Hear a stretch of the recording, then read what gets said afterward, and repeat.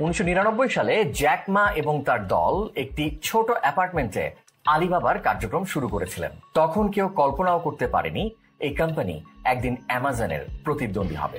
আজ আলিবাবা শুধু ই কমার্সে নয়, বরং আর্টিফিশিয়াল ইন্টেলিজেন্স, ক্লাউড কম্পিউটিং এবং ফিনটেকের মতো আধুনিক প্রযুক্তির ক্ষেত্রেও বিশাল ভূমিকা রাখছে। আলিবাবার সাফল্য কেবল একটি কোম্পানির সাফল্য নয়, এটি টেক ইনোভেশন, ক্রিয়েটিভিটি এবং ব্যবসায়িক কৌশলের সম্মিলিত প্রচেষ্টার ফলাফল। কল্পনা করুন, সেই সময় চীনে ইন্টারনেট কিভাবে পরিচিতি পাচ্ছিল, আর ই কমার্সের ধারণা ছিল অনেকের জন্য অজানা। কিন্তু জ্যাক মা জানতেন, প্রযুক্তির শক্তিকে কাজে লাগিয়ে তিনি চীনের ব্যবসায়িক প্রেক্ষাপট পুরোপুরি বদলে দিতে পারেন।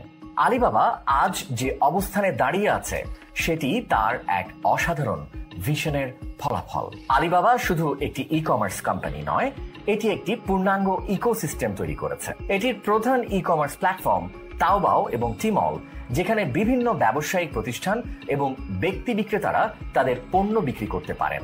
এছাড়াও আলিবাবার আলিপে প্ল্যাটফর্মটি চীনের অন্যতম জনপ্রিয় ডিজিটাল পেমেন্ট সিস্টেম। আলিপের মাধ্যমে চীনের সাধারণ মানুষ তাদের দৈনন্দিন কেনাকাটার পেমেন্ট থেকে শুরু করে বিভিন্ন সেবার বিল পরিশোধ পর্যন্ত সবকিছুই করতে পারছেন। এছাড়াও আলিবাবার ক্লাউড কম্পিউটিং সেবা আলিবাবা ক্লাউড বর্তমানে বিশ্বের অন্যতম প্রধান ক্লাউড পরিষেবা প্রদানকারী প্রতিষ্ঠান। এটি চীনের ডিজিটাল ইকোসিস্টেমকে শক্তিশালী করেছে এবং বিশ্বের বিভিন্ন দেশের ব্যবসায়িক প্রতিষ্ঠানগুলোর জন্য ডেটা ম্যানেজমেন্ট ও অ্যানালাইসিসে সাহায্য করছে। আলিবাবার সাফল্যের পেছনে সবচেয়ে বড় কৌশল ছিল চীনের বিশাল ভোক্তা বাজারকে লক্ষ্য করে ব্যবসা পরিচালনা করা। চীন একটি দ্রুত বর্ধনশীল অর্থনীতি, যেখানে মধ্যবিত্ত শ্রেণীর মানুষের সংখ্যা দিন দিন বাড়ছে। জ্যাক মা এবং তার টিম এই পরিবর্তনটি ধরতে পেরেছিলেন এবং একটি সহজ ব্যবহারকারী বান্ধব ই কমার্স প্ল্যাটফর্ম তৈরি করেন, যেখানে চীনের গ্রামাঞ্চল থেকেও মানুষজন অনলাইনে পণ্য ক্রয় বিক্রয় করতে পারেন।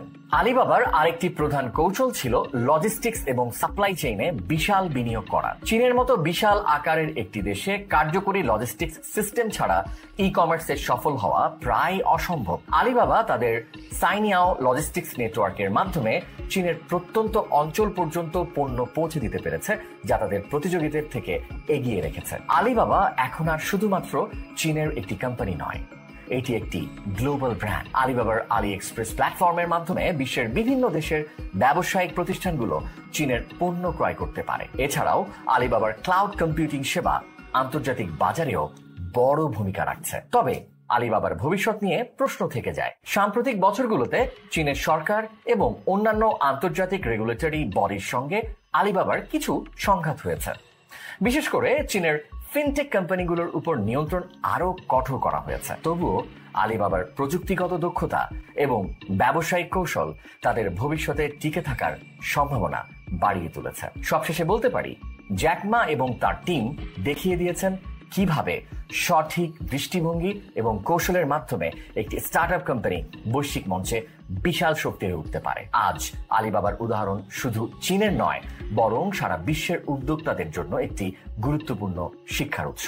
বন্ধুরা, আপনারা যদি আমাদের ভিডিওটি উপভোগ করে থাকেন তাহলে লাইক দিন, ফলো করুন এবং আরো এ ধরনের ভিডিও দেখতে আমাদের ইউটিউব চ্যানেলটিও সাবস্ক্রাইব করুন। সবাইকে এতক্ষণ সঙ্গে থাকার জন্য অসংখ্য ধন্যবাদ।